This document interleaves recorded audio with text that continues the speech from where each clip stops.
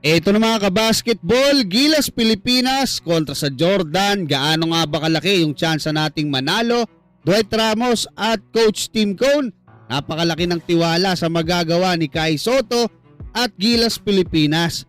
Magkakaroon ng mas malaking karangalan kung mananalo sila mamaya ng walang naturalized player. Pero bago yan, huwag kalimutan mag-like at mag-subscribe bilang pagsuporta.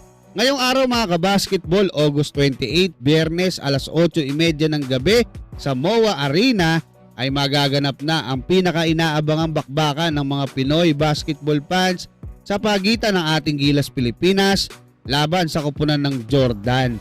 Bukod kasi sa parang do or die game na to para sa pangarap ng ating national team na makapasok sa 2027 FIBA World Cup, at maliban nga doon sa hindi inaasahang pagkawala ni Justin Brownlee nung third window na nagpatuloy hanggang sa ngayon, ay ngayon na lang ulit yung pagkakataon ng ating pambansang koponan na maglaro ng walang import o naturalized player.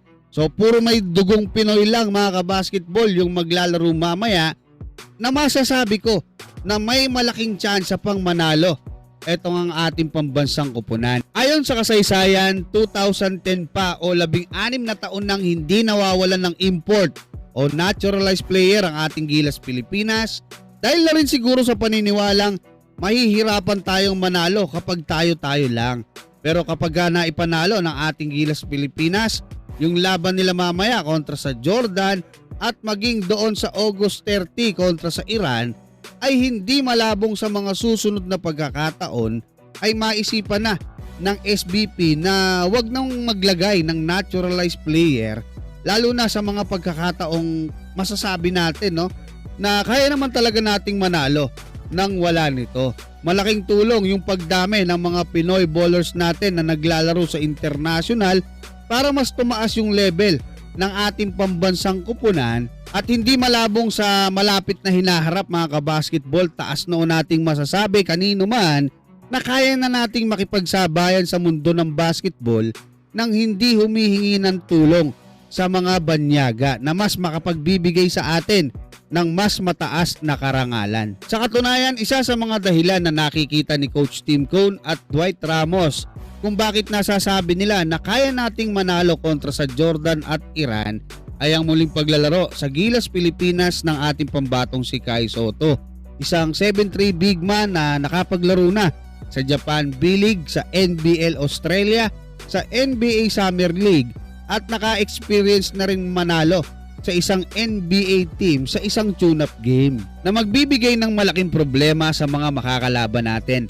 Pero siyempre, bukod sa ating pambatong si Kai Sotto ay umaasa din tayo sa team effort ng lahat ng ating mga Gilas player, sa opensa man yan, sa depensa. Halimbawa sa opensa, kila Juan Gomez Deliano, ala CJ Perez, Dwight Ramos, Kevin Kiambao, Carl Tamayo, Justin Baltasar, Junmar Pajardo, Kai Sotto. Sa depensa naman, talagang specialty nila yan. Nila yung hustle, nila Scottie Thompson, nila Chris Newsome, nila Troy Rosario, AJ Edu at Kai Sotto. Yan yung mga masasabi natin na kailangan ng ating pambansang koponan para maipanalo natin itong laban na to kontra sa Jordan at Iran.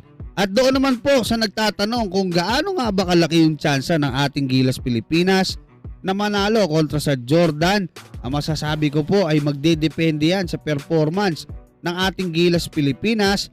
Pero kung maganda yung ilalaro nila mga kabasketball, eto hula ko lang naman, feeling ko kaya natin lumamang ng hanggang 15 puntos sa actual game. Kayo mga kabasketball, anong masasabi nyo? Hanggang dyan, maraming salamat at God bless sa inyong lahat.